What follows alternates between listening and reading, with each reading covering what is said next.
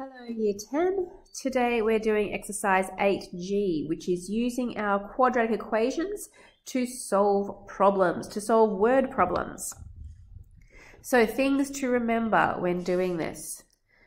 First of all, you want to define the terms if required. So what is it that you're trying to solve? Do I need to introduce a pronumeral in here?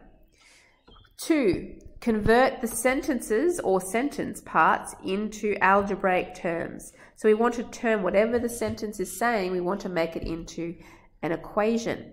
Look for keywords such as equals, subtract from, or multiplied by, and so on to help you.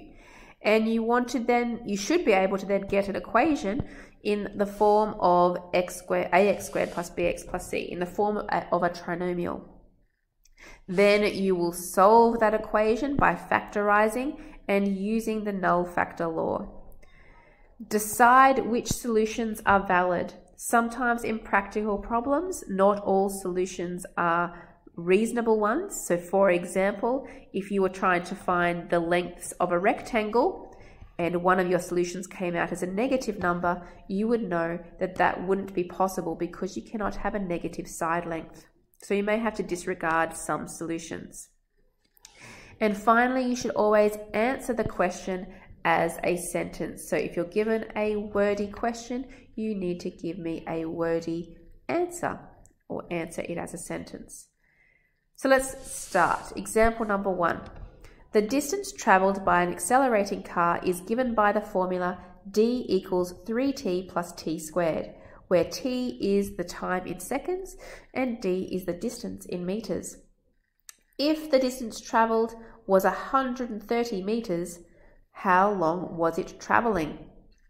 So we have been given an equation, which is very nice for this problem, which was d equals 3t plus t squared. We are told that d stands for the distance, and we're told that the distance is 130 meters. If it's 130 meters, we want to find how long it was traveling. And when I say how long, that means I want to know how much time that has taken. I'm trying to find the t. So if I substitute the 130 in for d for the distance, I get 130 equals 3t plus t squared. Now I want to put that in order of the trinomial with the t squared first. So t squared plus a 3t, I need to subtract the 130 to move it from the other side, and that is equal to 0. So I want to solve this equation to find t. So I'm looking for two numbers that times to give negative 130 and add to give a plus 3. So there's a lot of 130 is quite a large number, but if you look around, you will hopefully find that the two numbers that work will be a positive 13 and a negative 10.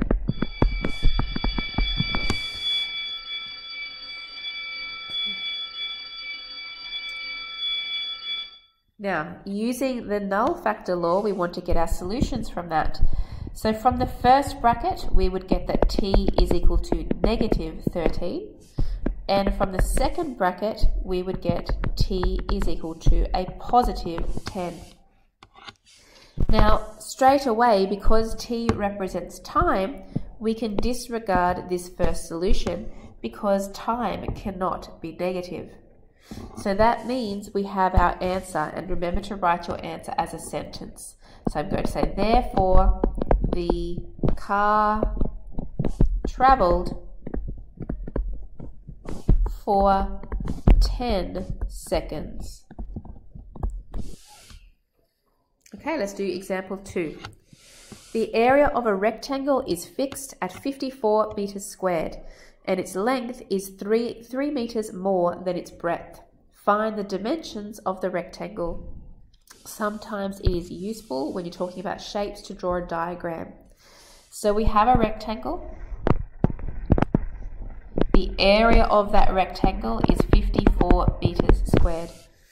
I don't know the dimensions of the rectangle, but I do know that if I called the breadth x, the length is 3 meters more than that, which would be x plus 3. So I know I'm talking about area because I've got an area of 54 meters squared. So I want to know the area of a rectangle. Well, the formula for that is A equals BH. The area that I have been given is 54 meters squared. The base and the height of my rectangle multiplied together would be x times by the x plus 3. Now I want to solve that for x. I can't solve it while I don't have a 0 on one side of my equation. So I need to expand out this bracket. So that would be x squared plus 3x, and I'm going to move the 54 across, so minus 54, so that it can all be equal to 0. Now I can factorize it properly. I'm looking for two things, that times to give minus 54 and add to give a 3, which will be 9 and a negative 6.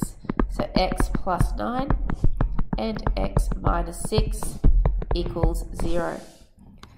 That I can now get the solutions using the null factor law. So from the first bracket, x equals negative 9, or from the second bracket, x equals a positive 6. Now, are those solutions reasonable?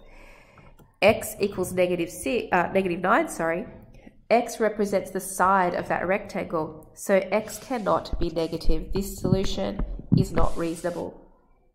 So therefore, the dimensions of my rectangle